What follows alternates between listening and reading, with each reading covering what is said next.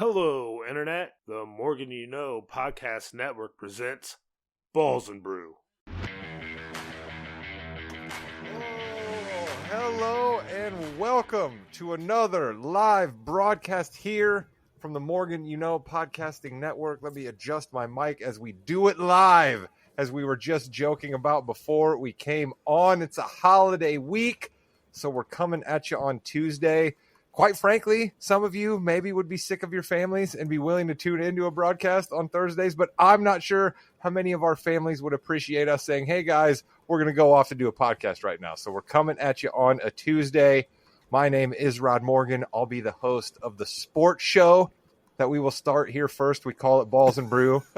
Joining me is the executive producer of this podcast and every other podcast we do here on the network. And he's even a host of other shows we do here on the network. And he is a man that loves Thanksgiving.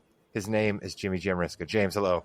I thought we changed the name of the show. It's the host of the sports show we're doing. Oh, so now we're going to have to change all the marketing, all the ad reads. That's fine, Rod. No problem. Just go right ahead. I have nothing else to do. I appreciate that. Didn't I say Balls and Brew after I said the sports show? Yeah, you did. Doing? I was a little angry, though. I didn't hear that part. Yeah, see, everybody's all feisty. It's somebody who's normally feisty and likes to argue with me just because he wakes up another day, and that's what makes for a good podcast. It's our friend, the old man, Chris King. Chris, hello. Yeah, no, Rod, I am hot because I found out today that Adams Central is in the state championship of football. I hate Adams Central and everything they have to do with.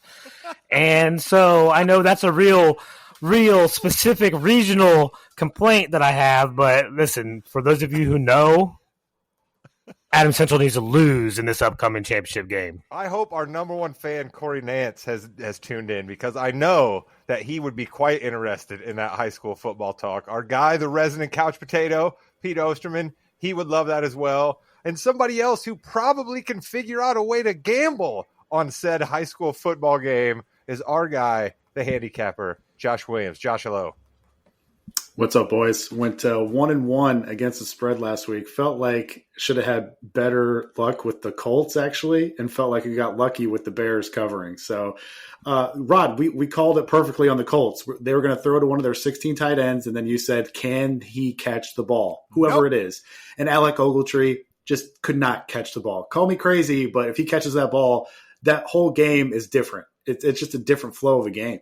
Listen, I know that I come on this podcast and I rant and rave and I malaprop things and I misplace old phrases together, you know what I mean? And I make references to things that nobody even understands. But I have a vein to what is going on in Indianapolis. My track record with calling things that the Colts should do is speaking for itself when you listen to past episodes of this podcast. So, Williams, folks should be tuning into us. Oh, you know what? We're not going to talk about the Colts this week. We're just not, because there's nothing interesting to talk about the Colts. There's nothing interesting coming out of that Lions game, so we're not going to check in on them.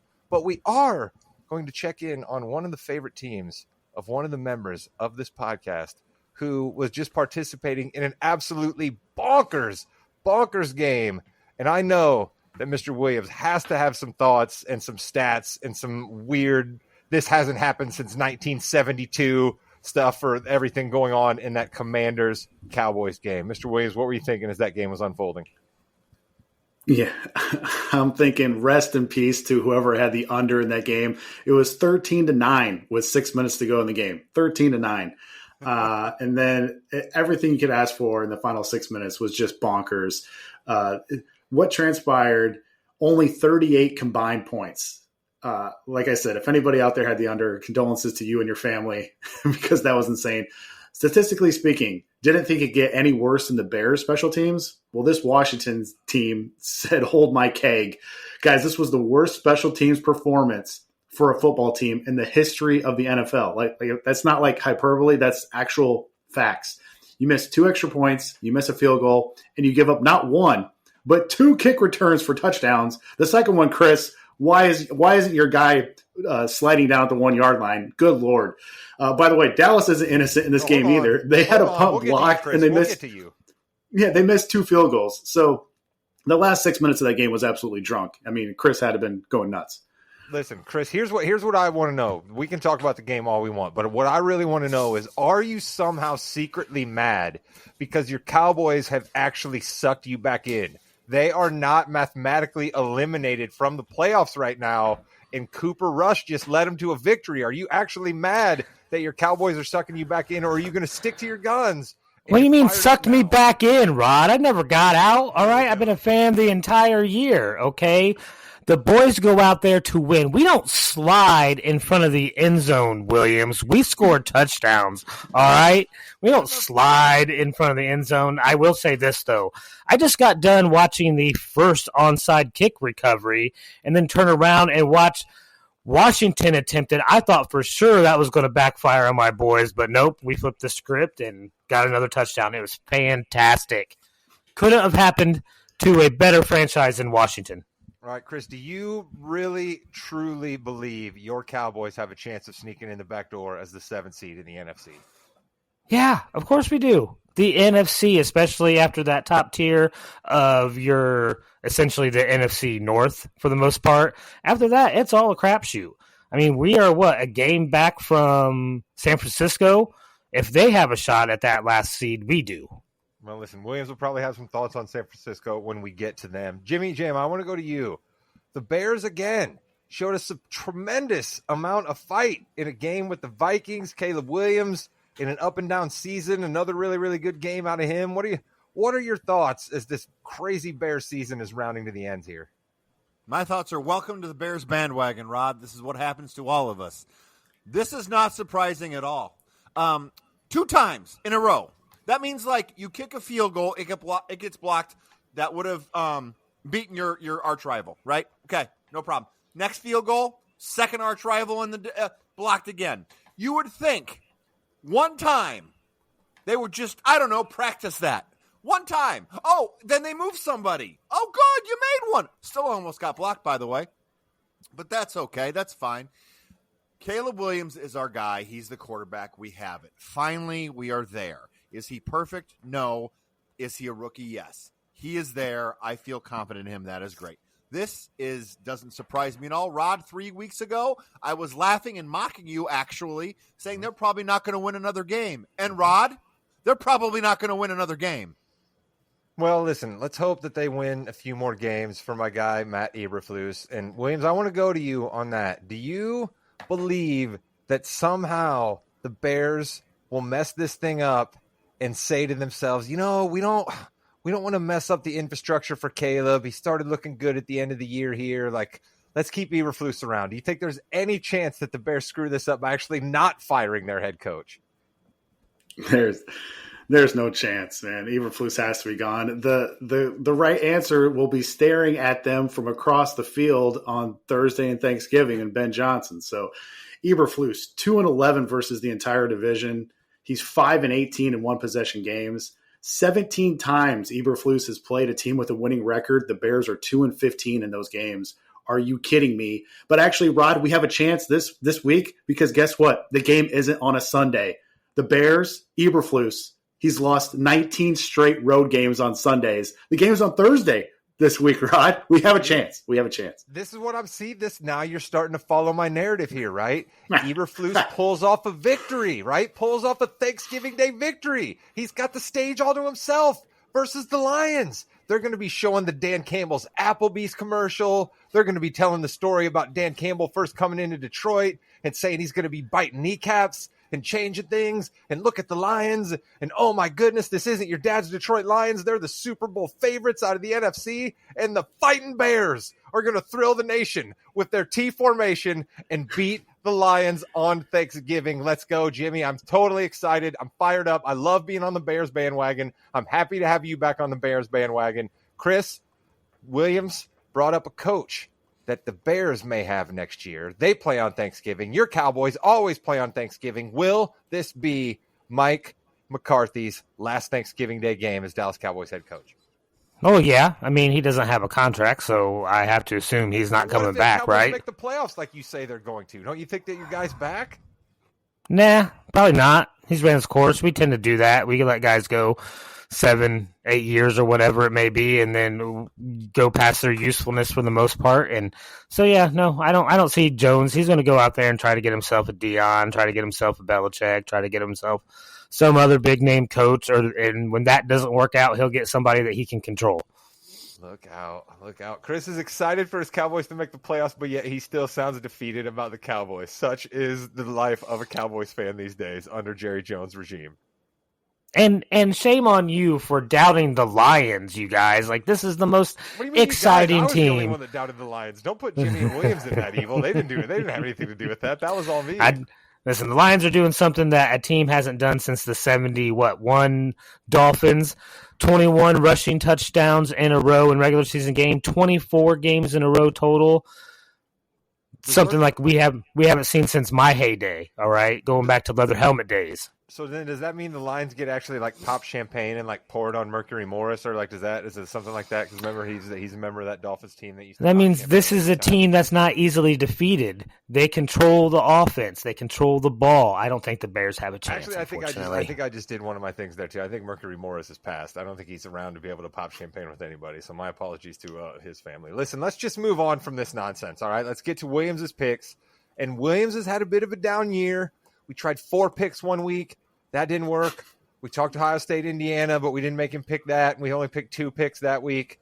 Jimmy wasn't here. All the energy was off. So we're trying something different this week. Williams, I'm going to turn it over to you. You explain to the people. You're actually going to debut something that you have never done here on this podcast. All these years that we've done it now, you've never done it this way. Explain to the people what they're about to hear.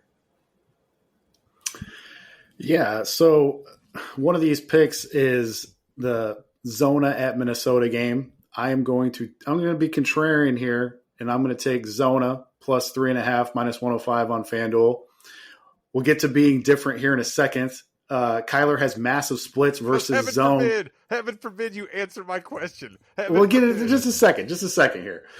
Kyler has massive splits versus zone compared to man. Minnesota plays more zone than man. Kyler has also done well versus the blitz. We know that nobody loves the blitz more than Brian Flores. Zone is also third in EPA per running back run.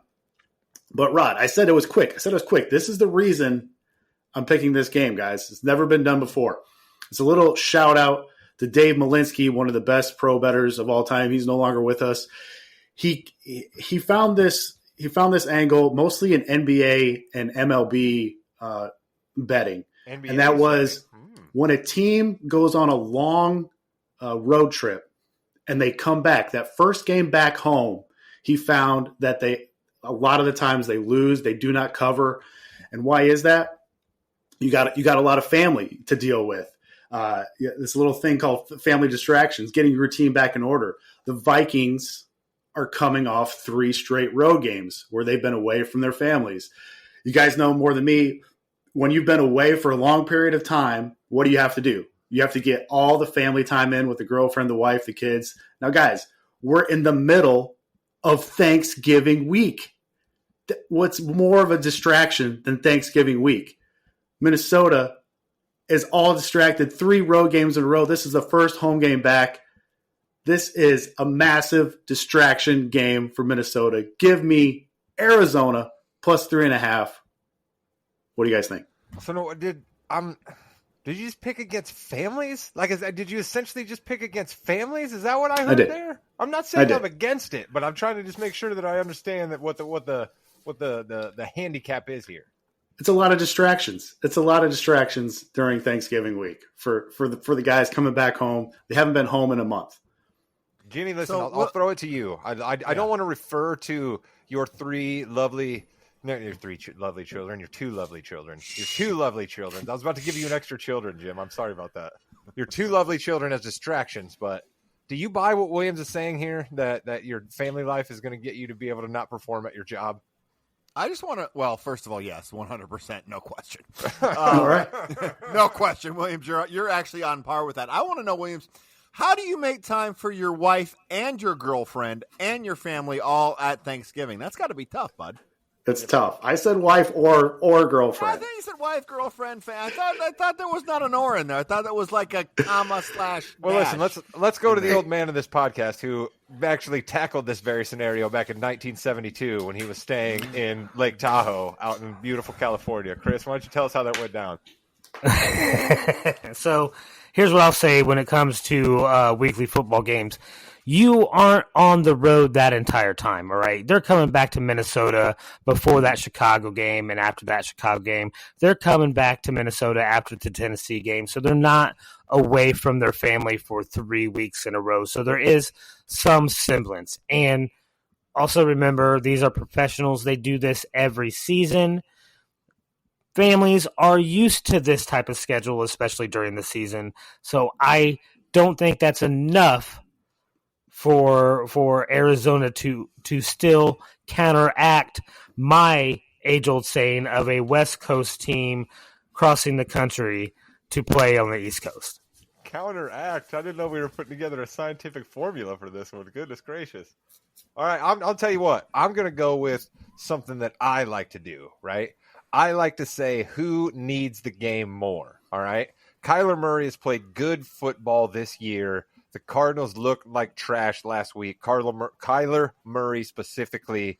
Give me the Cardinals for that reason. I don't know what Wayne's is talking about families. Kate, you're lovely. You're not a distraction. Vanimal, you're lovely. You're not a distraction. I can absolutely do my job and all of my things at home. I don't know what in the world is going on at Casa de Jim Risca where he's saying that he can't do his job because he's got too many things going on at home. What are you doing down there, Jim?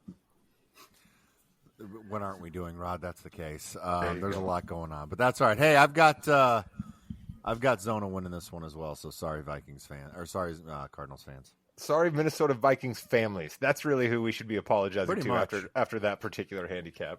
Williams, I like it though. You know what? Like you said, we got to try something different, right? There was an age-old handicapper who handicapped NBA games, but you have applied his knowledge to the NFL.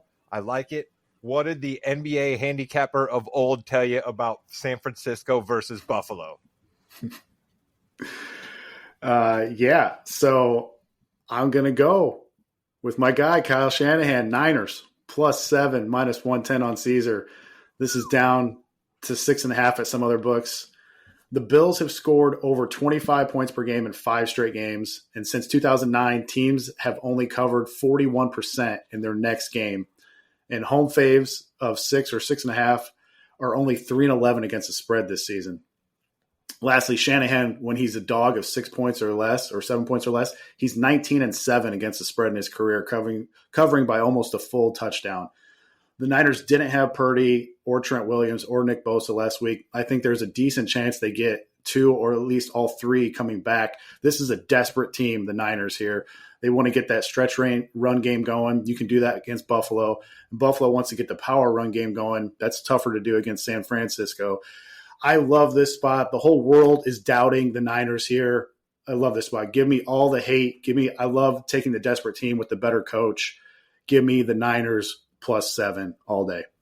Chris, you're going to need your fighting Bills to help out your fighting Cowboys here. If your fighting Bills beat the fighting Niners, then that'll help your fighting Cowboys. I threw in a lot of fightings there. I mean, listen, if you – I got to say 7 points is tough.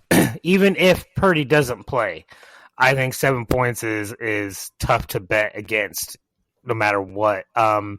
We know Josh Allen is Superman in Buffalo. He does everything there. It's better that he's at home in this game.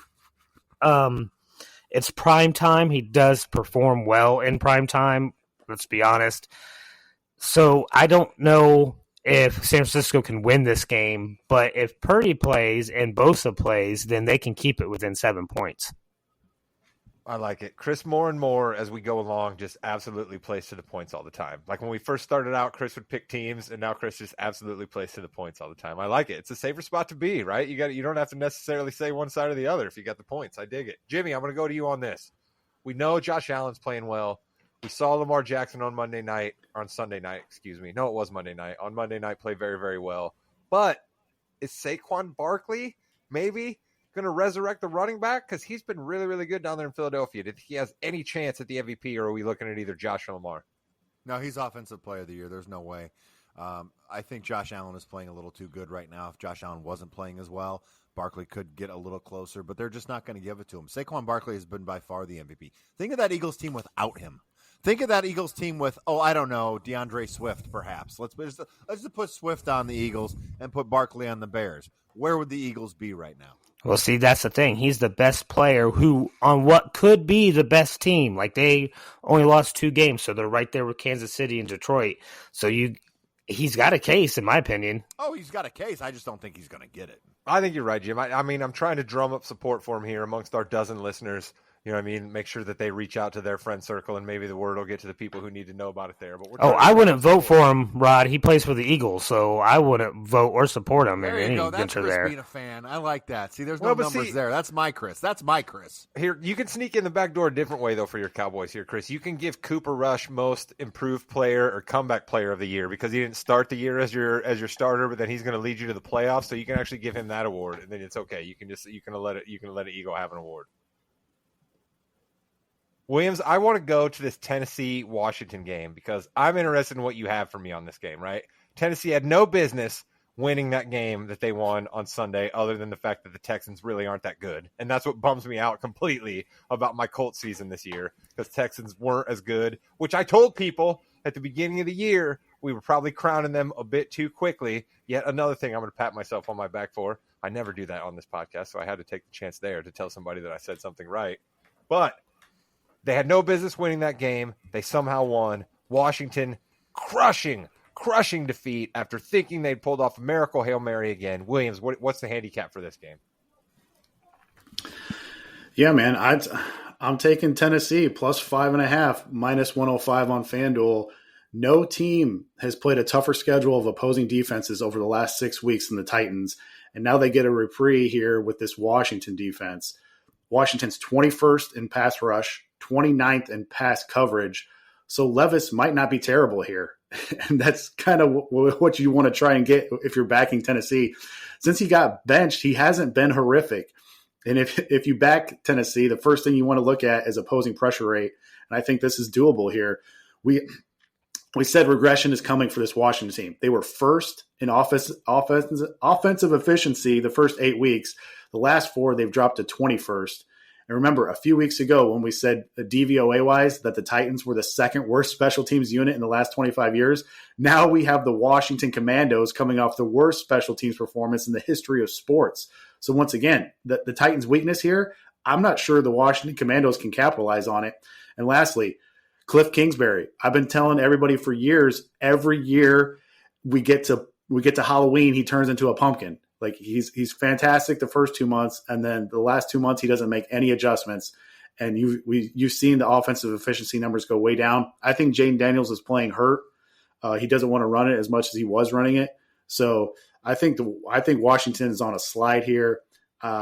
Going into the season, I had these two teams comparable. I actually had Titans ending up with a better record than Washington. So sometimes it just takes a while for these numbers to pan out. And I think these teams are closer than what people really think. So give me the Titans plus 5.5 here. Can I just please say something to the football gods here? And just, can I get one more game out of Jaden Daniels? All right. I am literally locked in a 6-6, 500 record in fantasy football. And I'm tied with 5 other guys who are in 4th place, right? We're all fighting for the playoffs. He's another 6-6 team. I need points out of Jaden Daniels one more week. All right. One more week, please. Jaden, one more week. Hold it together and get me at least like 18 to 22. That's all I'm asking for. You don't got to put up another 33, 35-point game, even though it would be nice. I just need 18 to 22, please. All right? That's my fantasy football plea. Jimmy, what do you think the Commanders are doing? Do you think they're going to bolster the ships here and make the playoffs like we all thought they were 4 weeks ago? Or you with Williams that they're sliding?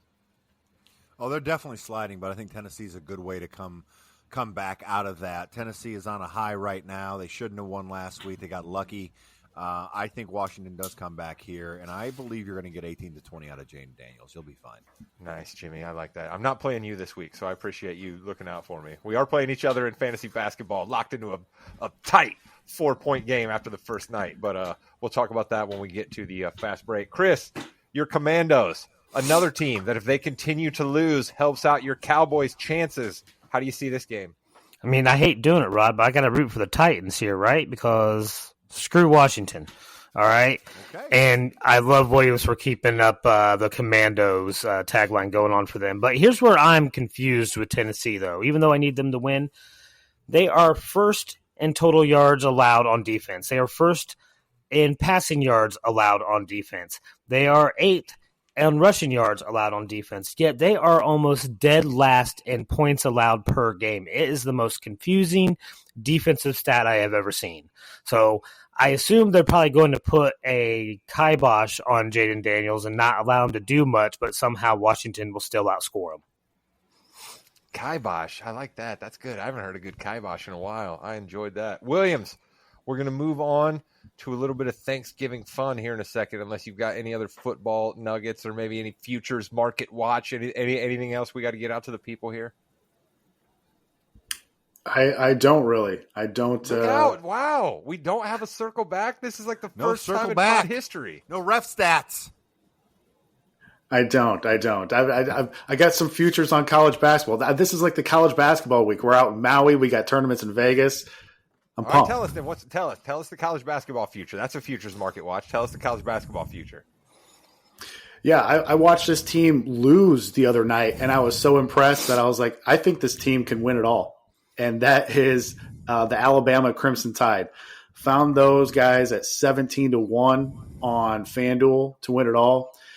You want to talk about experienced backcourt with Sears? He's experienced point guard. You want to talk about a great freshman and Shiloh? So they got him. They start 3 guys that are 6'10" or bigger. You think maybe they're lumbering, but no, these guys are super athletic. They got the transfer from Rutgers, Omayure. They got a good coach who's analytically backed, so they shoot a lot of threes. They attack the rim. These guys are challenging themselves now. They play Purdue. They play Houston. They got another few tough games, Carolina, Notre Dame coming up. So these guys will be tested, and they went to the Final Four last year. This team is better, way better than the team that went to the Final Four last year. Look out for Alabama come March. See, listen, folks, all right? Williams has not been as good at the football picks this year as we would like him to be, but he's strong with college basketball, so we're sneaking in a little futures for you there. Go off to your little betting app and place that. Thanksgiving will be upon us. You may even be listening to this very podcast audio-wise as you're heading off to your Thanksgiving feast or when you're trying to get away from your family to just have a few moments alone with yourself. Thank you for listening to us if you're doing that now. Maybe you just got done eating turkey. But what we want to talk about for this Thanksgiving is a future, a better future, in my opinion, where we take the turkey away as the centerpiece from Thanksgiving, and we all came with our own nominees for a different protein for Thanksgiving. So if you're out there like me and you're like, oh, here we go. We're going to go over to Aunt Edna's house and we're going to get some dry turkey that's going to be overcooked and it's going to taste terrible. Get the turkey away from me. All I want is the stuffing and the mashed potatoes and the sides and any other kind of, maybe somebody made a ham. Please let me get a ham. If you're one of those people, this podcast is for you. I'm going to go to the old man because I'm really interested in what particular protein the old man is going to give to us because he's probably the most offended that I'm trying to take turkey off of the Thanksgiving Day table since he has had many more Thanksgivings than all of us combined. So, Chris, your nominee for the new superstar protein centerpiece of the futuristic better Thanksgiving is what? Listen, I was a little bit offended that you're trying to take turkey, what should have been America's national bird, out of Thanksgiving. All right. But since I had to partake in this little venture, I'm going to go with the actual better tasting avian variety of protein, and that is the duck. Did you say avian variety of protein? That's awesome. The duck. That is superior in taste, flavor, and all of the above, all right? It is hard to dry out duck. You really have to work on creating the crispy outside layer of the duck skin. It is immaculate when you get it done right. It is delicious. You use the rendered duck fat to fry potatoes to go along with it. It is fantastic. There's nothing better than duck. If you're not going to have a turkey, go with duck. It's the better bird anyway. All right, let me ask you this. Are we going full Christmas story with this duck? Is the duck coming out with the head, and then There's no neck or head. No, No neck involved. All right, so we're taking this. So, and we're not going. that was also a goose, not a duck. Well, listen, a goose, geese, duck, whatever. Either way, we're not going far east with it, right? You're not going Peking duck on me here. You're not going duck à l'orange. You're not doing any of that on me here. No, it is a roasted duck with a citrus vinaigrette glaze. Okay, now let me ask you this. I mean, I don't know. I've not been out to the lake in a while. I mean, are there huge ducks out there? Because I mean, that's kind of another thing that's good about the turkey is that it's rather big and it serves a lot of people. I mean, how big are these ducks? How many ducks are you Rod, you're gonna have to serve up? But I know you. You don't want to be at a Thanksgiving festival with 50 people there eating on the same bird. You like a more intimate setting that can feed, 8 to 10 max, and that's what a 3 to 5 pound duck's going to get you. All right, Jimmy, do you have any questions for Chris about his suggestion here of duck? So what we have the stuffing that goes along with the turkey. I mean, that's really kind of what it is. We have mashed potatoes, we have gravy. What is going to be a side here, Chris? Are we stuffing duck? Can we continue the stuffing? If you want stuffing, you can stuff that duck, Jim. Like that is up to you. Like I'm not a duck stuffer myself. But if you want to, go ahead, But I already gave you the one side. That's some fried potatoes. The slogan of the year. You can stuff that duck. I'm not a duck stuffer myself. Oh. All right, listen, I got to tell you, duck to me seems a little gamey. It seems a little greasy. I don't know. I've not had duck that many times. I got to say, Chris, I might not be prone to vote for duck, but as a impartial judge of good arguments, you made a good argument for duck there, my friend. You made a good argument for duck there. I'm trying to vamp a little bit so that Williams and Jimmy can compose themselves. Jimmy, I believe, had a spit take on the Diet Dr. Pepper, so I think I should give him a tad bit longer. That's Mr. good. Williams, you're going to have to follow up the old man and his take of duck. What are you bringing for us? Yeah, man, I'm just gonna go straight out smoked brisket. Like everybody loves the smoked brisket. Did I just steal yours, Jimmy? Did I just steal your protein? No, you didn't steal it at all. I've got something completely different than brisket, and I will have a great argument for it. I think I may have stolen Jimmy's. Yeah, I mean, I don't even have to really say anything here. Like, I'm not opposed to duck. I think it's good, but like everybody just gets pumped for brisket, man. So it's like, throw any sides you want on there, Rod. And you know what else you just did here is you got to take a while to get that brisket made, right? Just like it takes a long while to get that duck made, right? And if you're doing the turkey, not duck, excuse me, your brisket. Chris was duck. See, Chris, your argument was so good. You had duck stuck in my mind there, all right? But if you're doing the turkey right, you're brining it like 2 days before you're cooking it, right? You got to get the mixture. You got to get it out there in the cold garage, right? You got to submerge it in water. Then you got to pull it out. So I like what you're doing here with the brisket, Williams, where you're starting that thing at like 2 a.m. the night before, right? You and your buddies getting like a 12-pack. You know what I mean? You got to get the right wood. You got to get the right meats. You got to get it all chopped up. I love it. Now, I think you might have trouble selling the brisket to the younger kids, right? You can always bust off just a little white meat piece of turkey to them and make them eat it. Little tougher to sell the brisket on them. But ultimately, who gives a crap about the kids? That's why we stick them off the corner at the kids' table and make macaroni and cheese and give them rolls, right? Like if they're anything like my son, the Vanimal, they're going to eat 14 rolls and not want to eat anything else. So I like your suggestion there, Williams, brisket.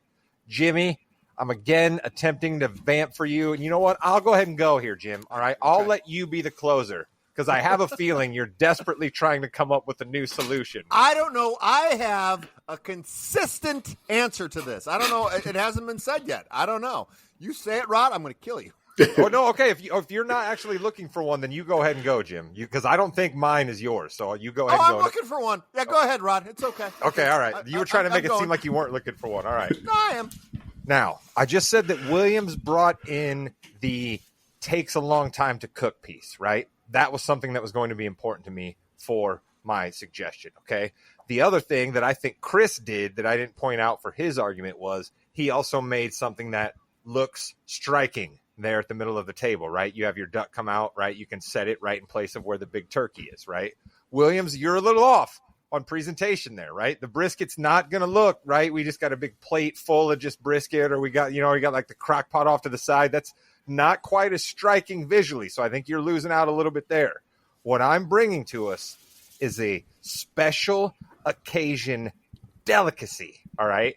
And it also happens to be an English delicacy. So what I'm adding into Thanksgiving here is a little bit of an extra, a little bit of a finger back to the colony of England that we fled to be able to come to this country to start Thanksgiving in the first place. So what better way to thumb back at the English that we left them to start America, to bring this Thanksgiving tradition home, than to cook beef Wellington? I'm talking filet mignon. I'm talking puff pastry. You can do mushrooms with that.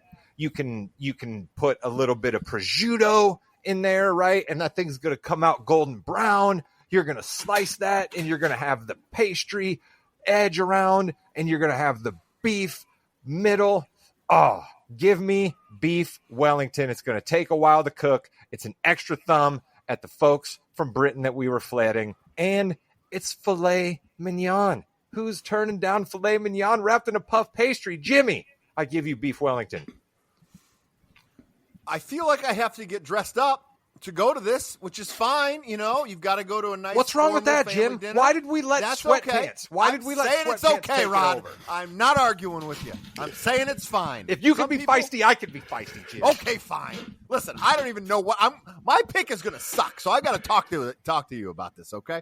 I think that's a good idea. But again, you got the kids there. Uh-huh. You know, do they want to get dressed up for this? Do they want to use their knives and forks to cut through that? A puff pastry, Jackson's going to look at me and say, what the hell is a puff pastry? Very true. Very true. But how many times do you think Jackson has been like, hey, Dad, pass me the duck? It's a valid point. I wasn't pro duck either. Chris is showing, for those listeners, he's showing a picture of something on his phone. His phone doesn't even show up. Phone, so there is no big screen on it.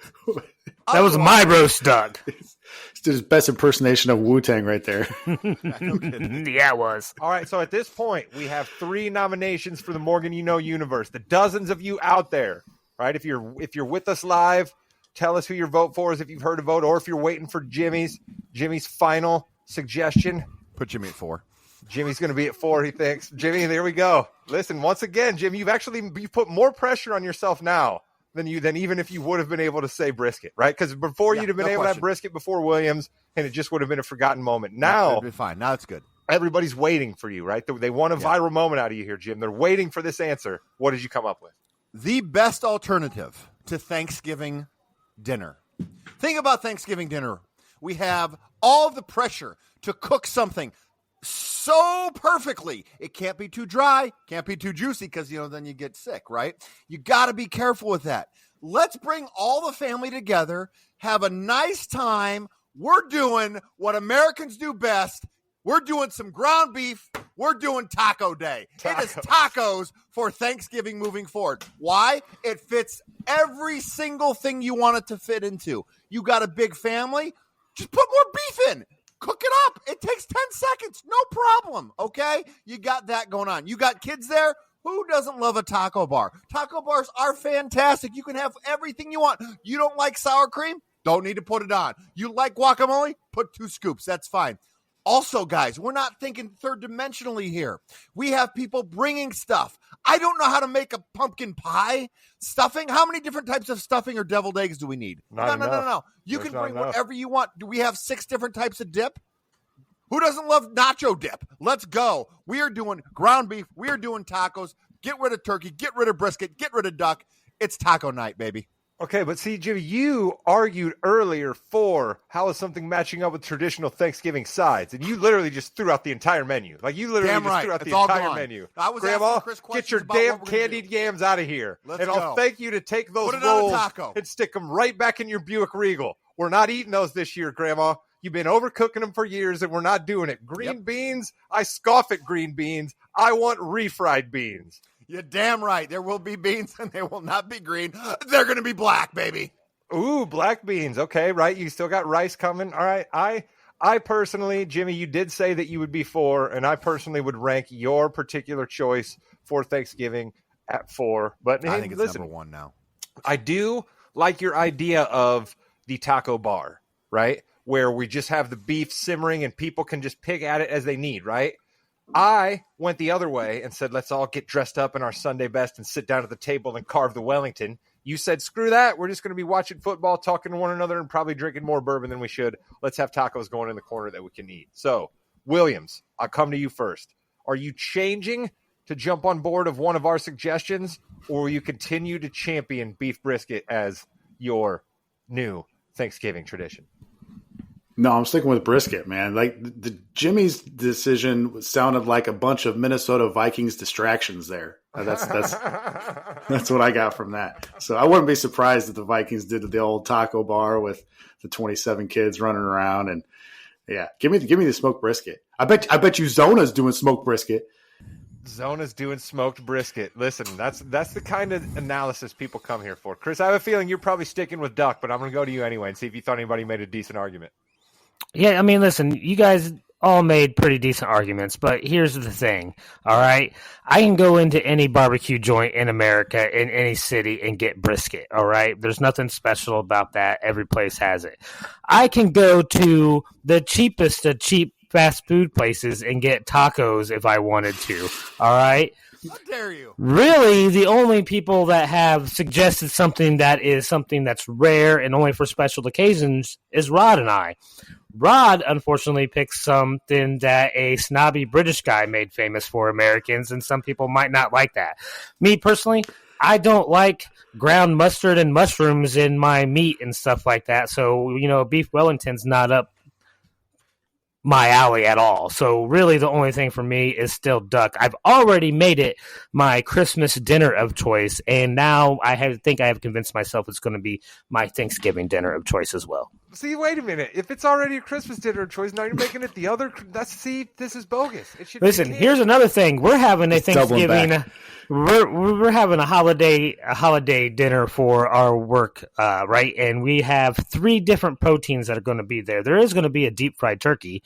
There's also going to be a ham, which I'm surprised none of you actually mentioned ham as a protein. And then we're going to have sloppy joes. Again, something that no one brought up. But those are the 3 proteins we're going to have. I still would pick duck over all of them. That's right, Grandma. Put on your church best and come over to the house and get yourself a sloppy Joe. It's funny you said church because the sloppy Joe recipe I got came from a church. Of course it did. Listen, the first time I ever had a sloppy Joe was in the basement of a church, right? Like they just, here you go, have a sloppy Joe. All they got to do is get the buns out of the cabinet that have been there for 3 weeks, and then Helen brings over the sloppy Joe mix, and they put it on the crock pot and heat it up. And then while the kids are up on stage doing the best Christmas pageant ever, and then they got something to eat, right? We've all been there. We know how it goes. You and yours have a happy Thanksgiving. Mr. Williams, you have a happy Thanksgiving. Thank you so much. Do you have something else for us here? If Jimmy doesn't name this episode Stuff That Duck, I'm going to be disappointed. Jimmy, I'm coming to you for this, actually, because you said yourself that yours was 4th. All right, so I think you can be the tiebreaker here. Chris has made a valiant case that while beef brisket is lovely and all of us love it, it should be either him or I for the championship belt here, Jimmy. What do you think? Well, I would go with brisket. I'm not going to lie. This is ridiculous. I would also then go with beef Wellington, Chris. I love you to death, but I'm good on duck. I'm sorry. I'm good. Duck loses again. You wouldn't stuff that duck, Jimmy. Listen, we all saw the kind of respect Daffy Duck got in the Looney Tunes, and he lost out again when it came to becoming a new Thanksgiving protein. Williams, thank you so much, my friend. We will talk to you next week. Jimmy, do you think maybe we could run the fast break and talk about the NBA a little bit? I think we can. Welcome to the Fast Break, the fastest 15 minutes in the NBA. I'm Jimmy. Rod is here. Chris is here. We've got a lot to talk about, including I got to see my Pelicans get defeated by my Pacers live in Indianapolis, where the Pacers and Tyrese Halliburton, gentlemen, has not been doing very well lately. Decided to hit 9 3-pointers and say, screw you people, and screw Rod in our fantasy league. The Pacers are back, baby. Your thoughts on the Pacers, Chris King? Well, I mean, it seems like Halliburton finally found the joy, right? He had what looked to me like a different attitude on the court that game, right, than what he's had in the past. His body language was better. He was smiling a lot more. I think he was having fun and actually enjoying the game. Yep. Yep. right? So I think that's a good sign for Pacer fans. Gotcha. Rod. Yeah, I was getting ready, honestly, before that game happened. I was getting ready to needle some of the Pacer fans in our group thread that we all love so much, the 12 to 13 of us there. I was about ready to needle and be like, hey Pacers fans, where's Tyrese Halliburton at? Has he understood that the season started, or is he still in Vegas at 4:00 in the morning wishing 50 Cent congratulations on his residency with 3 white chicks behind him? Is that what he's doing, or has he been ready for the season? So I guess he's finally back from his hamstring injury that everybody told us that we were supposed to worry about that happened at last year's NBA Cup. I guess there's this phantom back injury that Caitlin Cooper has been tracking, who you should follow Caitlin Cooper's work, by the way, if you want to know about what's going on with the Pacers. I think that is her name, isn't it, Jimmy? Isn't that it's not Caitlin Clark, but I think her name is Caitlin Cooper. I thought you messed up. I thought you were talking about Caitlin. No, I'm pretty sure that's her actual name. She's one of those people that's got the Pacer beat down. Somebody should check me on that. But anyway, I was happy to see that out of the Pacers. I still worry about their defense, and I still worry about the fact that Pascal Siakam might slow their offense. Don't Twitter Caitlin Cooper. It's not the same one. It's not? All right. No, don't think so, Rod. There's some... yeah, but that's what I'm doing.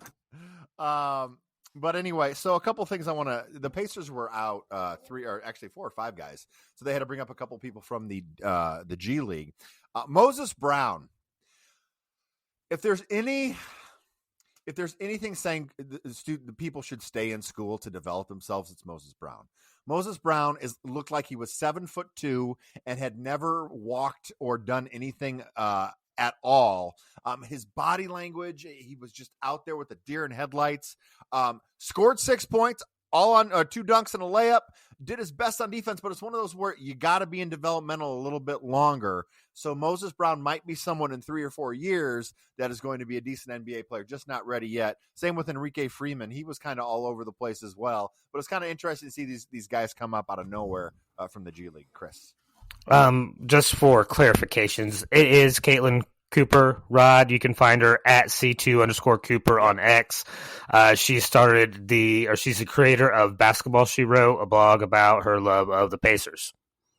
Awesome. Yeah, there's a couple different Caitlin Coopers. That's the real one we want to talk about. See, there's a reason that I co-host an NBA podcast, all right? I'm a fan. I have the NBA League Pass app. I'm on Twitter. I know these things.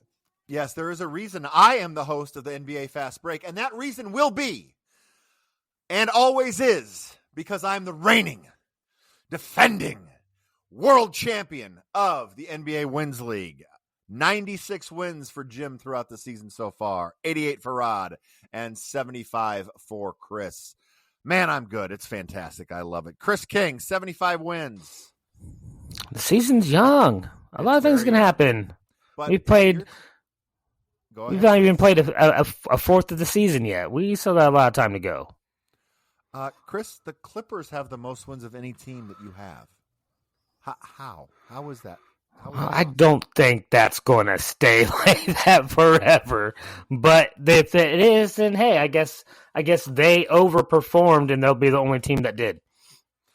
Rod, if I were to tell you that the Clippers of Los Angeles, without Kawhi Leonard, without Paul George, have 11 wins and are currently sitting at 6th in the West right now, what would you have said before the season? 11 wins, by the way, would be 4th in the East. Before the season, I would have said that the Clippers are going to have a bad first year in the Intuit Dome, and all anybody will be talking about are the toilets. People are talking plenty about the toilets and how great the Intuit Dome is, but I think what the Clippers are an illustration of here, Jim, is something that we talk about quite often. Depth, right? The Clippers at this point have a lot of guys. Nobody really that would knock your socks off as a top 15 NBA superstar, right? Kawhi's not even playing. James Harden is certainly a step slower. Norm Powell is probably better served as a 6th man than he is as your team's number 2 option. But what the Clippers are doing is playing defense, right? They're moving the ball a little bit, right? They're not trying to play through just 2 stars, your turn, my turn, right? Like the whole Kawhi, Paul George saga that they went through for 3 years is just kind of over and done with, right? Say what you will about James Harden, but he's going to suit up every night, right? Ivica Zubac is going to suit up every night, right? Derrick Jones Jr. is going to play. So the Clippers are kind of just, they have good coaching, right? Ty Lue and Jeff Van Gundy are the two main coaches of that team. We think those guys are good NBA brains. So if you put together 7 to 8 to 9 guys who all want to play, they're probably going to win some regular season games. And that's what the Clippers are doing right now. Chris, the Zion-less and Ingram-less Pelicans have 4 wins. That is your least amount of wins. I think that the only thing that you have going for you right now in the NBA Wins League is your lowest win total is still higher than our lowest win total. So congratulations on this. But there's only one team that has more wins than the team we're going to talk about next, and that is the reigning and defending NBA champion Boston Celtics, who, Rod, got a nice little surprise last night. We sure did. The formerly called by Michael Rappaport the Latvian gangbanger, the unicorn himself, Kristaps Porzingis, was back in the building. He pulled the WWE entrance once again. They put the camera on him coming from backstage. The Garden crowd went crazy as he came out. He played 23 minutes. He got up a ton of shots. He blocked a few shots. He looked good out there. I continue to say that the Boston Celtics are an absolute wagon that are just going to run through the NBA this year if they want to, right? If they want to. And I see no reason why that couldn't be. They absolutely handled the Cavs. If you want to tell me that the Cavs came back on them in the third quarter, I would respond to you that Kristaps did not play in that game, and the Cavs came back on Nemadis Keita, who probably will not be playing in the playoff rotation the time that it comes around for the Celtics and the Cavaliers to play again in games that matter. So I don't see any reason why the Celtics aren't going to have an awful lot to say about a repeat. I picked them for a repeat. I'm still sticking with that. I, of course, don't want to guarantee it because there seems to be a few other teams out there that are pretty good, but the Celtics are definitely going to have something to say about it. The road to getting there is going to come through Boston, and you're probably going to have to beat Boston to win it if you're a team from the West. Jimmy, I gotta ask you a question here. I really didn't think I was going to have to ask this until January or sometime, but has Rod already become an insufferable Boston fan? Wow. Well, here's the thing. Like, he's right. I think that's the. Listen, I know they're good. They were good last year. They stay the top of my hierarchy, but do we really need to wax poetic this much about them every week? I think, well, this week we do because they got Porzingis back and it showed you what happens. They don't need Porzingis, though. No. They can win the title without him. So, to me, that's – and they're probably going to have to do it again. We can't guarantee he's going to stay healthy this entire season either, right? So I think Rod saying they don't need Porzingis to win the championship is insufferable. You saying that is just kind of a little sour grapes there, I think. You're still mad about those 90s and 2000s Pacers Celtics series for sure. I can tell. That's fine, though. Cleveland Cavaliers have 17 wins. They are the number 1 seed in the entire NBA. They are doing fantastic. We love that. I do want to talk about something, though, that happened with another one of Rod's teams, the 7-win Atlanta Hawks. We have a $100,000 fine for the Atlanta Hawks for not playing Trae Young in the NBA Cup. Chris, $100,000 fine for not playing a player you said has a little tendonitis in that Achilles. Thoughts on that? Okay, so I am for this, all right? I don't like guys sitting out, all right? I want players to play. I want them to try and win. I don't like to see tanking. I don't like to see players taking rest days, all right? I don't like it, don't believe in it, all right? That being said, I think the NBA has an issue right here, all right? They are fining players and coaches all the time, but nobody else in the NBA is having any repercussions for doing something wrong or causing issues, a la some refs lately. All right. We've seen this week specifically 2 times where a player or a coach has been fined for what they've done or said about refereeing in certain games. And these were blatant mistakes by the referees, and we don't see any kind of repercussions for them. I don't see this as a balance right now. So, yes, I'm for that fine, but I don't like the NBA only fining one side of their product. Okay. That went down a different avenue than I wanted to go. That's okay. Rod, let's just take us out of state here. What do you got? You want to talk about, I don't know, birds or something? I will talk about birds. I'll talk about the Atlanta Hawks, the team that you asked the question about, Jimmy, and Trae Young specifically. And what I will say is the NBA never should fine the Hawks for not playing Trae Young, because we as NBA fans are better off for Trae Young not playing. The Atlanta Hawks are better off for Trae Young not playing. The Hawks are already paying Trae Young enough money. Don't cost them any more money for not playing Trae Young. When the Hawks get him out of the lineup and move the ball around and actually share it, and have big, rangy defenders on the court, they are scary. Chris, in our pre-show fist fight, you like to throw out that the Celtics lost to the Hawks. Do you know who didn't play in the game that the Hawks beat the Celtics? Yeah, that's why he got fined for. We already know that. All right, that's what we're talking about. But like you also say, like the Hawks need to move the ball around more. Like Trae Young leads the league in assists, Rod. I mean, that's moving the ball around. Those are that's just stats saying what you wanted to say. Trae Young does not move the ball. Trae Young is the epitome of let me dribble it around for 22 seconds and throw you a pass now because I know it's going to guaranteed get me an assist. That's Trae Young. That's not really moving the ball. Yeah, I was going more for how can the NBA tell a team to play a player that, an Achilles, last time I checked, it could be a really bad injury if that gets hurt. So what happens if the Hawks play him and he gets hurt? Any repercussions for that, NBA? Just asking questions there. Where should we go next? Let's go to that music, that beautiful music. It is called the Rod Damnation of the Week. Come on, that's exactly what the guy's doing, man. Kyrie has cared about one thing and one thing only for quite a while, money. He frivolously threw away a bunch with the vaccine because he thought it would make him a hero to certain types of people on the internet, but then he realized that he didn't want to lose all that money. He immediately went to the Nets and said, give me a max contract. The Nets said, show me you deserve a max contract. Kyrie went out and showed him he deserved a max contract. They still stuck a middle finger in his face, and he said, trade me. The only reason he's doing any of this to Dallas is to try to make somebody think that he actually has any semblance of responsibility inside of his body towards any kind of a team when he absolutely does not. He wants the money, and then he wants to get the hell out of town, and the only team that can give him the most money is Dallas. Cuban, you're smarter than this. You're on Shark Tank for a reason. Don't do it. All right. My Rod Damnation of the week goes out to a cat up there in Minnesota. He is a man that has a Skechers shoe contract. He is a man that plays a ugly, ugly, ugly brand of basketball. He is a man that is loathed by any fan base that gets him on their team. Ask New York Knicks how happy they were to get Julius Randle out of town. Ask New Orleans Pelicans fans how happy they were to get Julius Randle out of town. Ask Los Angeles Lakers fans how happy they were to get Julius Randle out of town. And the Minnesota Timberwolves, who have a guy on their team who is a bit mercurial, who's been a bit of an issue with some guys, let's just say, in Rudy Gobert. But you have a long-term vested interest in Rudy Gobert. You traded a boatload of draft picks to get him onto your team. You just signed him to another contract at the beginning of this year. And what do?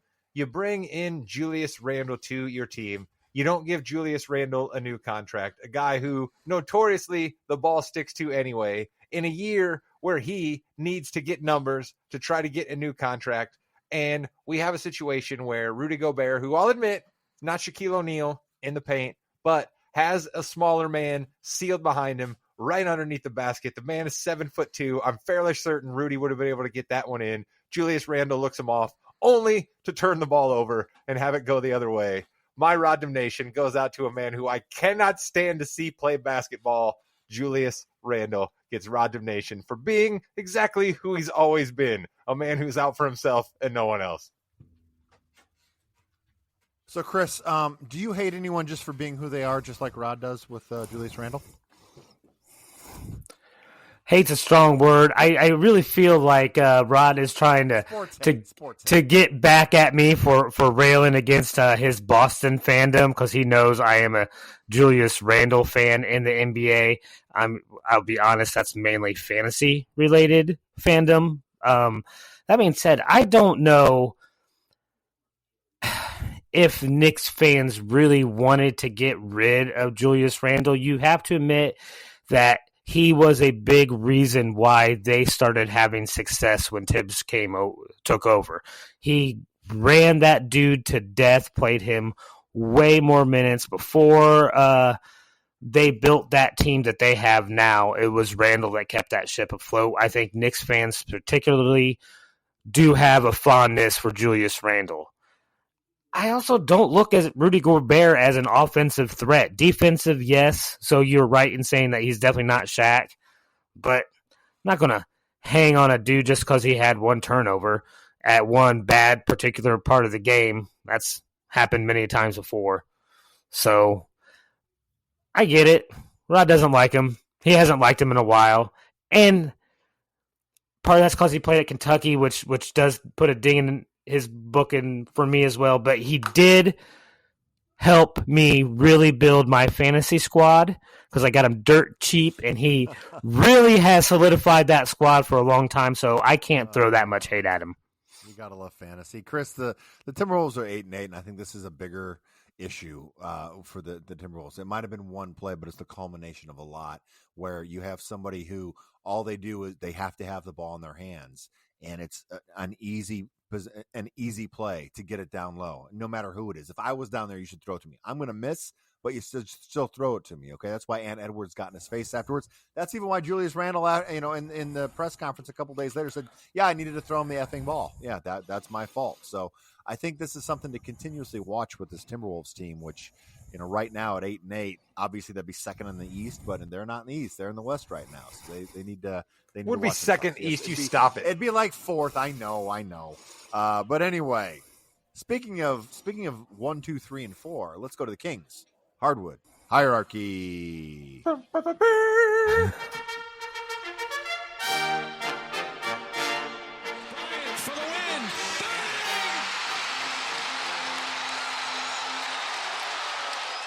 Rod's gonna hate me for this, but he already knows it's coming. I got to put Cleveland still at the top. I know they lost to Boston, and Rod's gonna make that a deal, but that's the only game they've lost.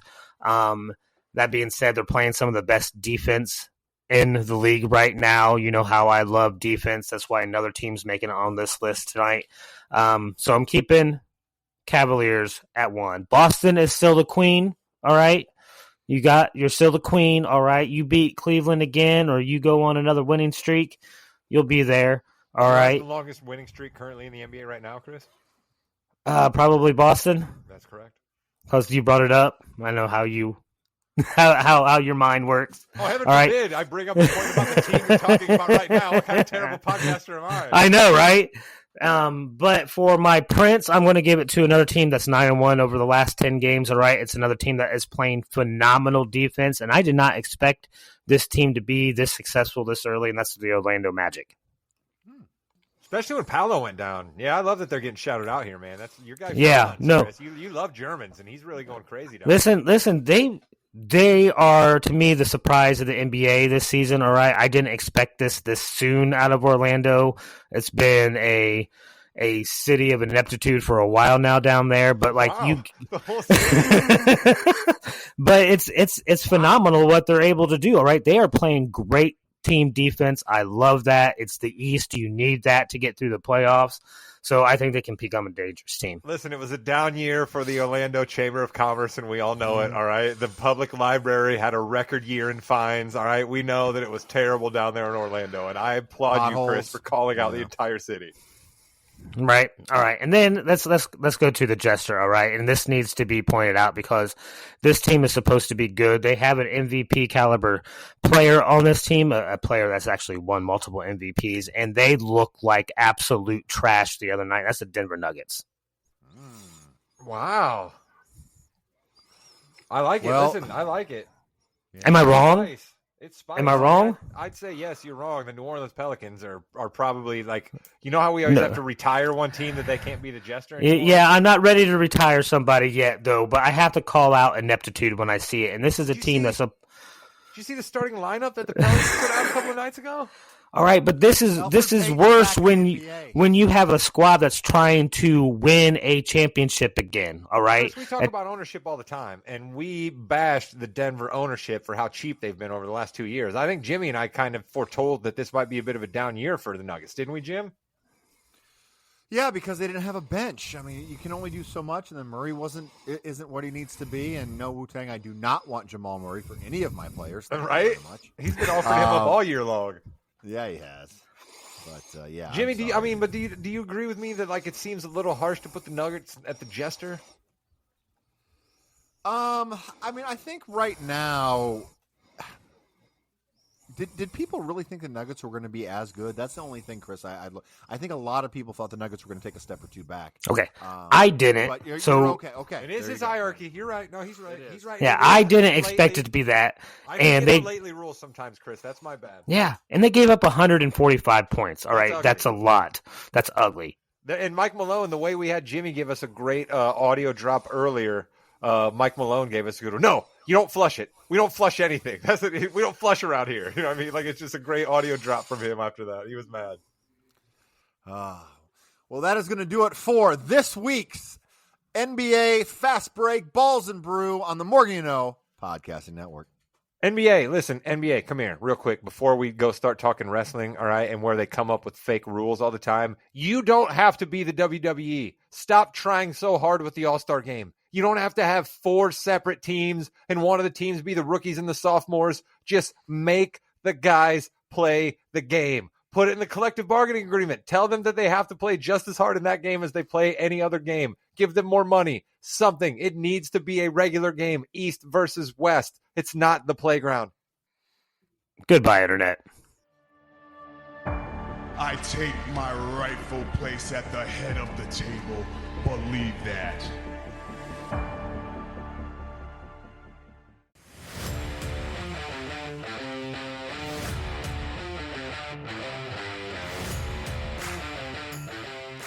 Ladies and gentlemen, welcome to the Yeah We Know podcast, part of the Morgan You Know Podcasting Network. You're in the ring with Jimmy, Chris, and Rod, and the wise man returns. Rod, Paul Heyman is back. He came back in a huge way. He came back kind of how we thought he was going to come back when Roman Reigns went to speak, and then he comes over the speakers. Rod, the wise man returns.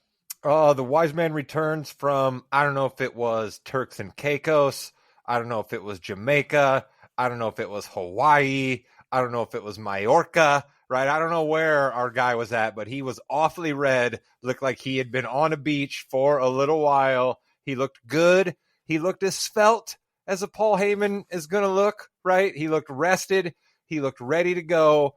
And he is launching a story that, Jimmy, I must admit, I'm in. As much as I'm against my guy Phil, I'm in because there are so many directions this can go. We'll talk about all of them as we get ever closer to WrestleMania, but I heel Heyman and heel Phil. That's what I see coming here, Jimmy. Chris King, I have a feeling you're going to give me an old man take. Give me an old man take on that. Yeah, it doesn't move the needle. Listen, I enjoyed Heyman coming back. I think he does a great job. Like, right? He does. But, like, to me, from what you guys have told me, there's already history where Heyman was CM Punk's guy. Like, they were together. Then he left Punk to go with Brock. Then left Brock to go with Roman. And so now you have Heyman with Punk and Roman together again. But, like, I didn't have any of that, right?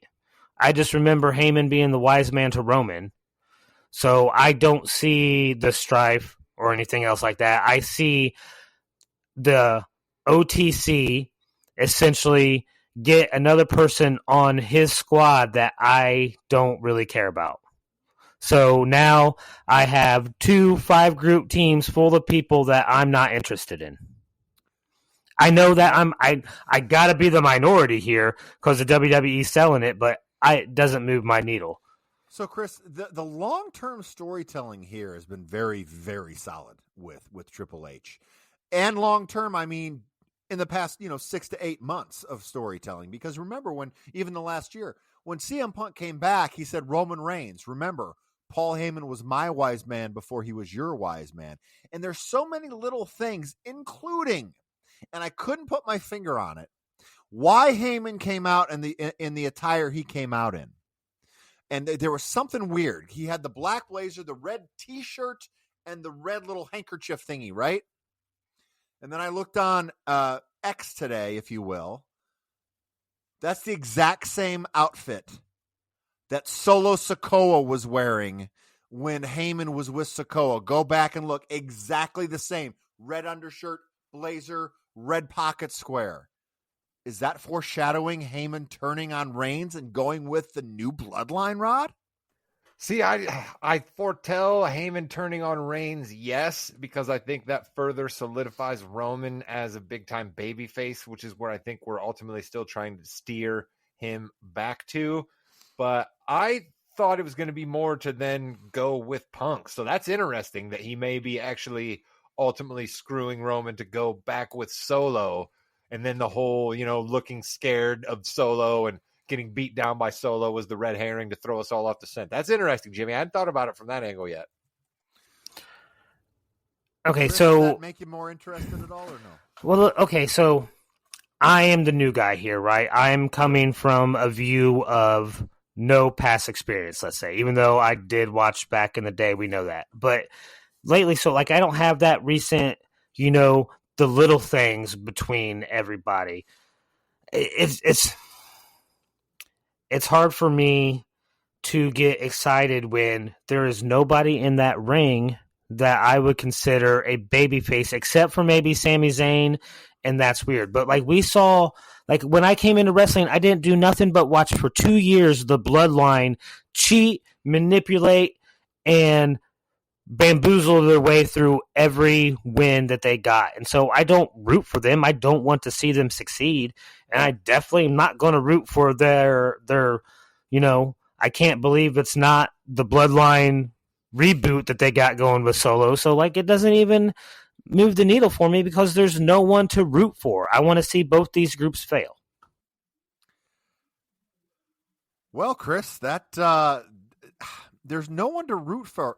So CM Punk is a bad guy. Oh, yeah, he's got to be a bad guy, Rod, because, of course, Drew McIntyre for the past 6 months has been the face. That's right. He's right. Yeah, that's definitely right. I look at it this way, that Chris obviously doesn't have his yeet-colored glasses on here when he says that there's no babyface in that ring that anybody cares about. Obviously, Chris hasn't seen any Raw or PLE entrances over the past 2.5 months where that place just goes absolutely crazy for Jey Uso coming down to the ring. So doesn't make him a good guy just because people cheer. Him a good guy. It absolutely makes him a good guy.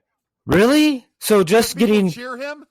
That's what makes somebody a good guy. Yes. You guys think really hard about all areas of life, and you think large groups of people cheering for a certain individual automatically makes them a good guy. I think you are mistaken. Of course, Chris, I don't know where you're going with this. Of course, anytime a stadium full of people cheers for one individual and maybe does some yes, definitely a good guy. Don't know what you're talking about, Rod. Yeah, Chris, that's the rules in the WWE. If the crowd cheers for you and wants you to win, you're over. If you're over with the crowd, you're either over as a bad guy or a babyface, right? And to be over as a bad guy, you get booed. You don't get cheered. Your guy, Dom Mysterio, Chris, he's over, but he's over getting booed. Nobody cheers the dude, all right? Now, there's also a weird nether region where you're supposed to be a bad guy, but you can't be a bad guy because you're over with the crowd. That's where Gunther's at right now, right? They want Gunther desperately to be a bad guy, but we all love Gunther, so his music hits and he gets cheered, even though he's supposed to be a bad guy. But Chris, if the crowd cheers for you and wants you to win, you are a good guy. That's how the WWE works. Nope, I don't buy it. Okay, so Chris does not think if babyface gets cheered, that's fine with me. Let's talk about another babyface who's out now for about 3 months. Jade Cargill, starting to go up a little bit and get just stopped. She's going to be out 3 to 6 months, or at least 3 months. Actually, is what they said. We need a new teammate for our Survivor Series matchup coming up this week. We do have that. It has been recorded already. Spoiler alert, it's going to be Bayley, folks. Bayley's going to take Jade Cargill's place. Rod, I know you love Bayley and everything she's done. See, now, I want to say here to Bayley's family members, if they may be listening, that I have nothing personally against Bayley. She seems like a wonderful gal. She has some great juggling talents that come out on X every once in a while. She is a great wrestler, but I don't understand what a Bailey is. I don't understand what a Bailey haircut we're doing. I don't understand what Bailey outfit we're doing. I don't understand what the role model music. And then I don't get much of what's happening with Bailey at all right now. It's boring to me. Chris just railed against the whole bloodline storyline being boring to him. I find Bailey completely boring. I so wish that this would be a spot for Bailey or Charlotte to come back and not just Bailey, but whatever. We'll get Bailey. She's a good wrestler. She'll do. You mean cool Becky, right? I think you said Bailey twice. You mean Becky. I meant Becky. Yeah, I think Bailey is still continuing to transform into what she will be, and it's that awkward stage right now where we just got to kind of figure out what's going on there. We only have 3 matches right now for Survivor Series. 2 War Games matches, which the War Games matches alone are going to be 45 to 65 minutes. So just in math, that's how long they're going to be. And then we have Damian Priest versus. Oh no, we actually have a 3-way Intercontinental match we got to talk about. We got a lot of stuff to talk about. First of all, Rod, you're right. We do have an Intercontinental Championship for the women's matchup. How do you feel about that, Chris King? Do you care or do you not care? No, I like it. We've talked here that we thought they needed some lower, women's belts, like lower tier belts. And I think this is the best way to do it. Mid-card. Yeah, mid-card. Thank you. And I think this is the perfect way to do it. You have a women's Intercontinental and a women's U.S. champion. Like, that's perfect. That's the best way to do it. I love the tournament format. Let's bring it on. I love every aspect of this. And this, I think, pushes the women's division even further. Rod, if I were to tell you there are 19 total women on Raw and 12 total women on SmackDown, that means there are 2 belts for 19 women, 2 belts for 12 women. Plus you have to subtract the tag team championship in there because they've got a fight for that. While great, do we need to bring up some more women right now?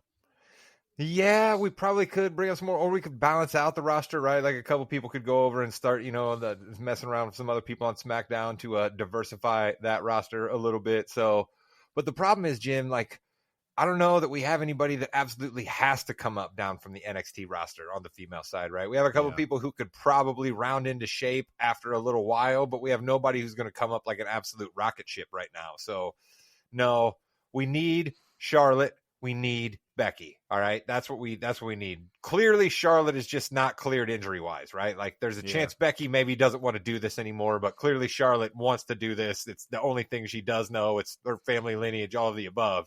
But Becky, I guess, just isn't for sure if she wants to come back and do it right now. So that's great. But man, we need something else. But I also want to say that if Chelsea Green is not the United States champion on SmackDown, then we're doing this wrong.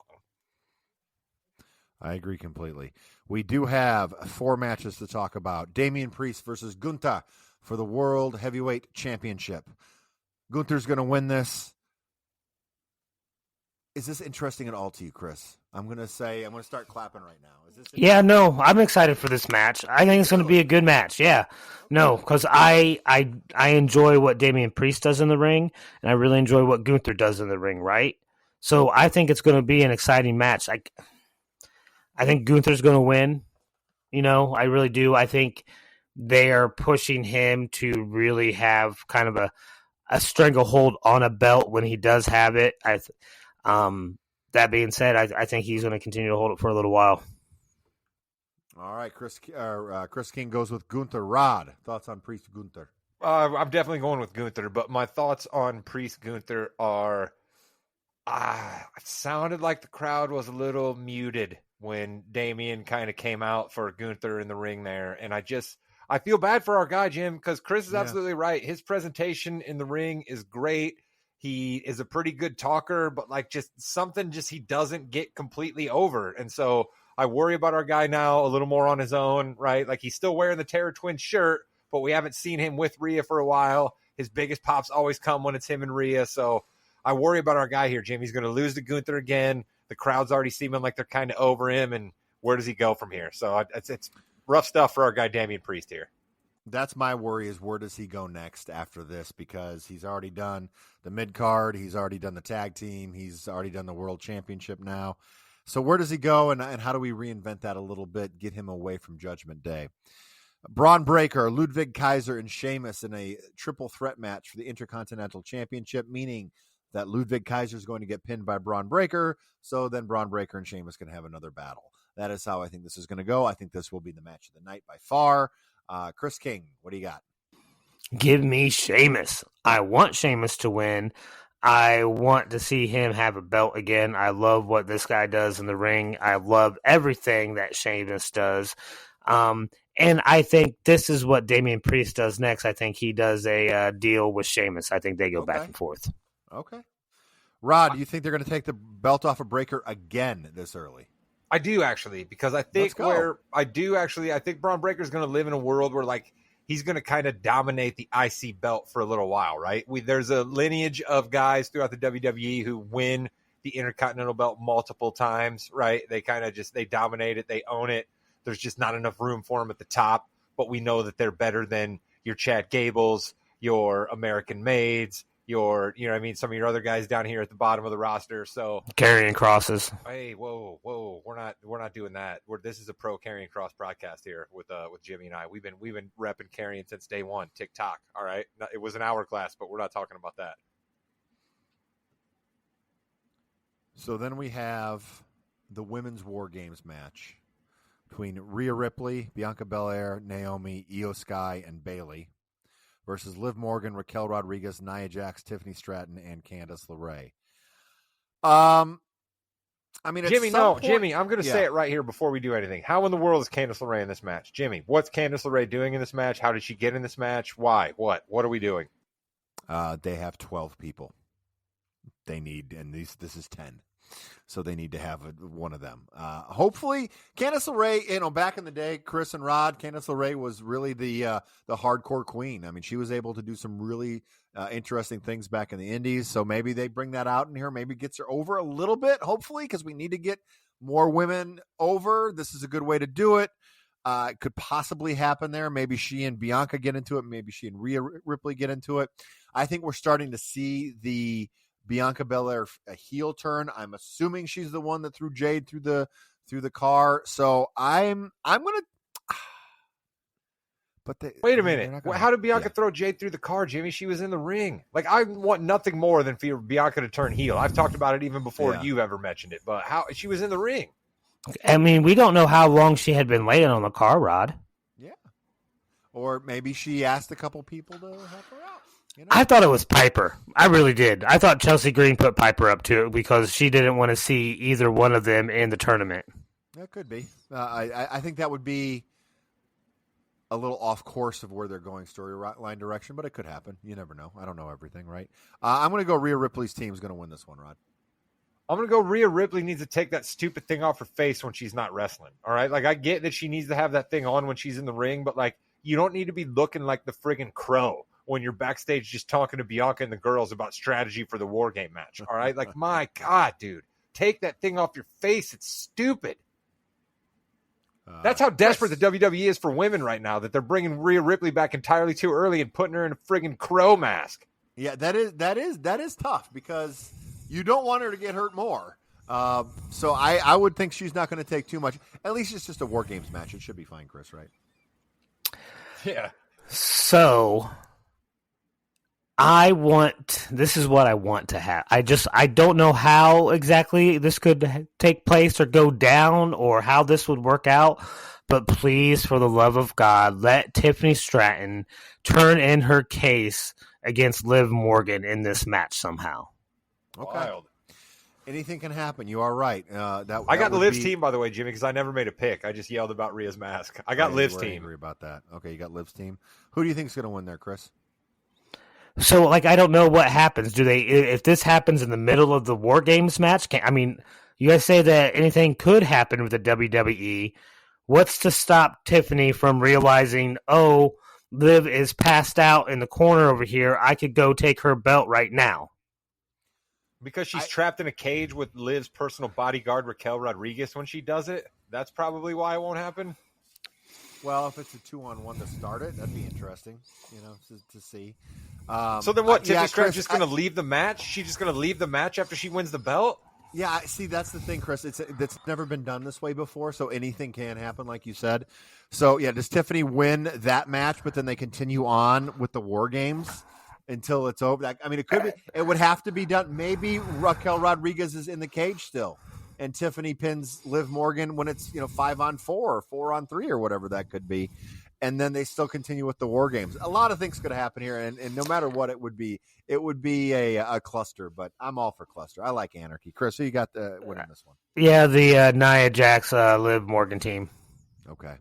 Yeah, I went with Rhea's team because I really think the new school bloodline's going to win in the main event, and I don't know how this is going to end. I really don't. I mean, does Paul Heyman turn on Roman Reigns here, and it's just another Survivor Series screw job? I kind of hate going back to that well all the time. It's been a couple years, I guess, but still, I think this is going to be a terrific matchup overall, but I do have the Solo Sikoa team winning here, Rod. I got the new bloodline winning. All right, Roman was on his back here pretty recently, so I just don't see another scenario where Roman goes down here. I think Paul is going to turn on Roman, and we're going to get Roman v. Phil at WrestleMania, but I don't think that's going to happen here quite yet. I also think that is going to happen because the towel up here behind me, we've made mention of it before, and I saw a wrestling account literally just tweet out this: filming on Peacemaker Season 2 has wrapped. That means John Cena's coming back. John Cena's fighting somebody. Maybe that somebody will ultimately be Cody Rhodes, leaving the main event at WrestleMania open for CM Punk, Roman Reigns, which even though our old man Chris yawns at everything about CM Punk, and even though I don't personally like CM Punk, he's big box office as far as anybody the WWE has left to go up against Roman Reigns, because we've seen him and Cody 2 times. We've seen him versus Jay. We've seen him versus the Bloodline.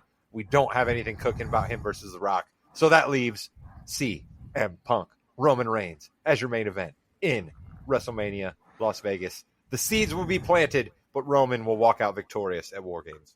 Are you going to tell me there's going to be a main event at WrestleMania that doesn't involve a belt? It could be the night one main event. I mean, that happened with Austin and Owens and stuff like that, so it could be the night one.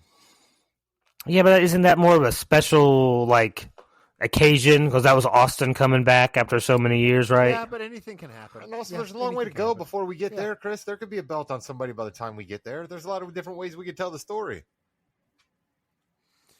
Yeah, we've got Raw going to USA. We got Saturday night's main event coming up. A lot of things going on. But Chris, who you got in the old school, new school?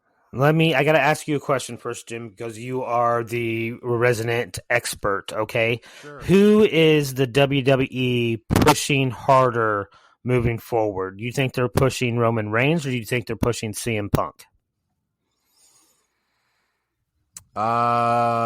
Short term, I think it's Reigns. I think the answer is Reigns either way. I see Reigns pinning Solo, and then that turning into another one-on-one, because they got to finish that feud to see who the tribal chief is. You're going to see Solo and Roman before you see Roman and Punk. Solo and Roman at the Rumble, maybe. No one wants to see that. Jimmy, no. That's our last pick for the War Games, right?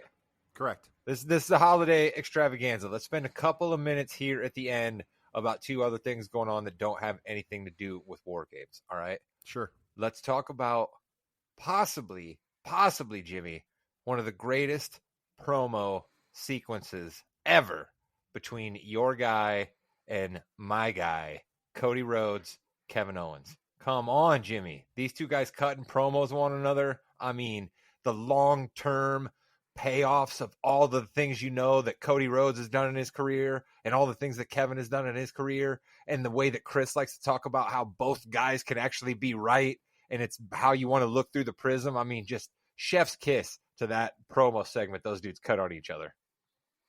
Of course, it's 2 of the best in the business. Kevin Owens better than Cody Rhodes. Cody Rhodes has done a lot better in recent years, and I like that. You said it right, Chris. We're both going to say it before you get a chance to repeat it, but if both people are right, that's the best. I was so mad and happy at the same time, all right, because I was watching and Cody came out without the suit, right?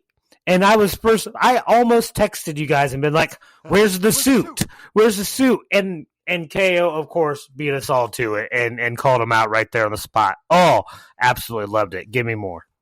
It's the most interested I've been in a Cody storyline since he's been back. Agreed. It really has. Agreed. I give Cody an awful lot of guff, and Jimmy basically would always say, "Rod, give it time. He hasn't been champ for a while. Let's let it talk into a storyline that might work." And this one's working. I'm all in. I'm way fired up for Saturday night's main event, which is when it's been announced that these two are finally going to go at it. There's talks that Jesse the Body Ventura may come back to call Saturday night's main event on NBC. I don't think that will probably ultimately happen, but it'll be cool to talk about it for a while leading up to it. And I'm excited about that. But Jimmy, I said I wanted to mention two things, and I got to talk about something else here that's almost like a Rod Damnation with what Rod's hot about this week. All right. Rey Mysterio turned 50 years old on November 24th. Okay. Our guy is 50 years old. Our guy is a WWE Hall of Famer, and he was wrestling in a tornado tag team match at 8:40 on Raw with Dragon Lee, Julius Creed, and Brutus Creed. What are we doing to our guy? What are we doing to our guy? Jimmy, we talk about it all the time that not everybody can be champion, but come on. This man is 50 years old. This man has bled and broke bones for the WWE for 2 decades. We got to figure out something better to do with Rey Mysterio now that he's 50 years old than having him wrestle in a tornado tag match with Dragon Lee and the Creed brothers at 8:40 on Raw, Jimmy. They've never really treated him right ever since he came in the WWE. Even when he was WWE champion, that championship run was a joke because they had him go against the biggest guys and get thrown around. He actually lost a lot as champion. So I agree with you. There's got to be something we can do to heighten him up, even if it's just one-on-one matches to start the show, something like that. Get it over, get him some wins. It doesn't have to be for championships or anything like that, but do a little bit better, right, Chris? So I think he's still the driving force behind the LWO, right? Like he still wants to be, and that's right. Like it's Rey Mysterio. That's what that is. And if he goes away, I think that goes away, right? I think you have a little bit more of an issue. Then you just have your Andrades and your other people just wander around solo. But so he's everything you guys said, all right? He is a Hall of Famer. He has done everything and given everything you can into this business, right? I think if he is still capable in the ring, which he is, he can still wrestle for as long as he wants, all right? Because we are going to get that mask versus hair match that we've been talking about for years. That's going to come, and that's probably going to be his retirement match, and that's going to be one of the greatest things that we will all witness. That's true. Yeah, they still got a banger with him and Dom in their back pocket. That's for sure. And I was going to say that's they have to kind of wait till the Dom thing loses its steam, so then they can go to that to regain the steam there. One final thing before we go, we just added United States Championship match. Our boy LA Knight, against Shinsuke Nakamura for the WWE United States Championship at Survivor Series. Our boy LA Knight has kind of been a little stale on the course, kind of doing, it's got to be Nakamura. Nakamura's got to win. Let's breathe some rivalry, or breathe some life back into this United States Championship. It gets Nakamura over. It has LA Knight chasing again. I like Nakamura in this, Chris King. That is some blasphemous stuff that you're saying right there, Jimmy. What are you a fan of LA Knight? Why are you not rooting and betting for your guy? All right, this is LA Knight. This is it's LA Knight. He's going to win, all right? And he is either going to win outright, or there's going to be some shenanigans where Shinsuke gets disqualified and then it becomes something else. This is just the start of something, though, right? And if LA Knight gets a win over a quality opponent like Shinsuke, I think that means more than beating Andrade again. Well, I'll get to you here in a second with this, but I am rooting for LA Knight. That's why he needs to lose this, because it's kind of just he's gone through so many people that something different has to happen. for him to continue. He's the one champ that is fighting every week. He's taking on all comers. What more do you want? He's fighting the people in front of him. All right, Rod, who's right? I'll tell you what more I want, Chris. I want him to go down to the ninja warrior badass Shinsuke Nakamura, all right? This Shinsuke is a believable villain, right? This Shinsuke can call out meta storylines, right? Like everything he said about LA Knight is absolutely true. We just talked about how the greatness between KO and Cody was that they were saying true stuff. What Shinsuke said to LA Knight's probably absolutely true. So, yes, give me Shinsuke Nakamura as a badass, looking menacing, speaking Japanese back there backstage, coming out and Kinshasa and LA Knight in the face, and then we'll get LA Knight to change out of the stupid vest that he wears all the time and get a bit of a new look, and he'll come down to the ring and maybe be a champion again.